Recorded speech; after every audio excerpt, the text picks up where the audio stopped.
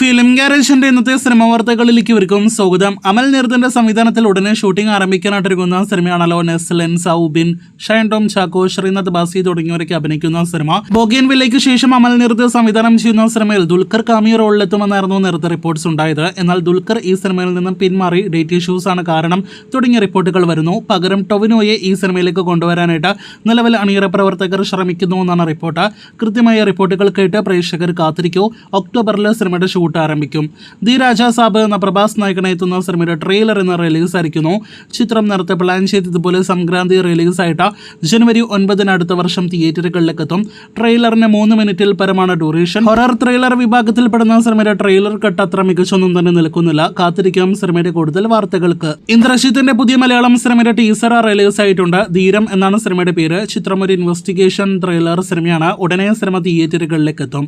Animal park Ranbir കപൂറിന്റെ അടുത്ത വൻ സിനിമകളിൽ ഒന്നാണല്ലോ. അനിമലിന്റെ 2ാം ഭാഗം കൂടിയായ ചിത്രത്തിന്റെ ഷൂട്ടിംഗ് എപ്പോൾ ആരംഭിക്കുമെന്നൊരു റിപ്പോർട്ട് രൺബീർ നൽകുമ്പോൾ 2027 സിനിമ ഷൂട്ടിംഗ് ആരംഭിക്കുമെന്ന് ഉറപ്പിക്കപ്പെട്ടിരിക്കുന്നു. ഇന്ന് പൃഥ്വിരാജിന്റെ അടുത്തൊരു സിനിമയുടെ പൂജാ ചടങ്ങ് നടന്നിരിക്കുകയാണ്. സന്തോഷ് ട്രോഫി എന്നാണ് സിനിമയുടെ പേര്. വിപിൻ ദാസിന്റെ സംവിധാനത്തിൽ പൃഥ്വിരാജ് നായകനായി എത്തുന്ന ഗുരുവായൂർ അമ്പലനടയിൽ എന്ന സിനിമയ്ക്ക് ശേഷമുള്ള പ്രൊജക്ടിന്റെ ഷൂട്ടിംഗ് ആണ് ഇന്ന് ആരംഭിക്കപ്പെട്ടിരിക്കുന്നത്.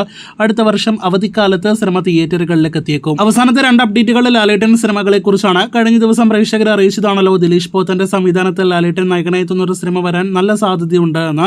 ഇനിയും ഒരു സിറ്റിംഗ് കൂടി ബാക്കിയുള്ള ഈ ഒരു സിനിമയെ കുറിച്ചുള്ള ഏറ്റവും പുതിയ റിപ്പോർട്ട് ഇന്ന് പുറത്തു വരുമ്പോൾ, ഇതിനു മുൻപ് ലാലേട്ടൻ നിരസിച്ച സിനിമ ദിലീഷ് ലാലേട്ടനെ വെച്ച് ഒരു ബിഗ് ബഡ്ജറ്റ് സിനിമയാണ് പ്ലാൻ ചെയ്തത്. ഇത്തവണ ദിലീഷിന്റെ പതിവ് ശൈലിയിലുള്ള ഒരു സിനിമയ്ക്കാണ് ലാലേട്ടൻ പോസിറ്റീവ് നോട്ട് നൽകിയിരിക്കുന്നത് എന്നാണ് റിപ്പോർട്ട്.